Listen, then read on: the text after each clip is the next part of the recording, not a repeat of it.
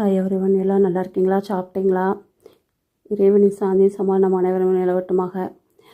இந்த ஈவினிங் ஸ்நாக்ஸுக்காக பிள்ளைங்க வருவாங்களே, அதுக்காக நம்ம ஃப்ரீ டைமில் இருக்கும்போது இப்படி சப்பாத்தி மாவு பிணைஞ்சி இந்த 2 கப் மாவு போட்டு நல்லா பிணைஞ்சி 2 அளவாக எடுத்துட்டு நல்லா மாவு போட்டு இப்படி நல்லா தேய்ச்சி எடுத்துட்டு இப்படி உருட்டி எடுத்து இப்படி ஓவனாக 1/2 இன்ச் கட் பண்ணி எடுத்து இப்படி அமுக்கி விட்டோம் அப்படின்னா அந்த லேயர் நல்லா வெளியே வரும். அந்த லேயர் வெளியே வந்தோன்னா நல்லா பொரிஞ்சு வரல, சைடில் நல்லா தெரியும். அதுக்காக நல்லா இப்படி கையை வச்சு நல்லா அமுக்கி விட்டுக்கணும். இப்படி அமுக்கி விடும்போது அந்த லேயர் நல்லா வெளியே தெரியும். அப்போது அதுக்கப்புறம் அதை எண்ணெயில் போட்டு பொரிக்கும்போது அது அந்த லேயர் அடுக்கடுக்காக நல்லா வெளியே வரும்.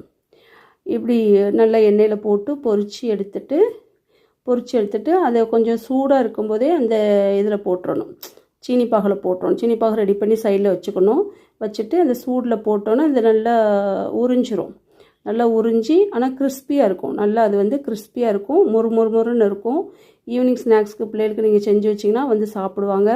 ஃப்ரீ டைமில் இப்படி செஞ்சு வச்சுக்கணும். கடைகளில் தேவையில்லாமல் வாங்குறத விட நம்ம வீட்டில் செஞ்சு கொடுக்கும்போது அது பிள்ளைகளுக்கு ஆரோக்கியமாக இருக்கும்.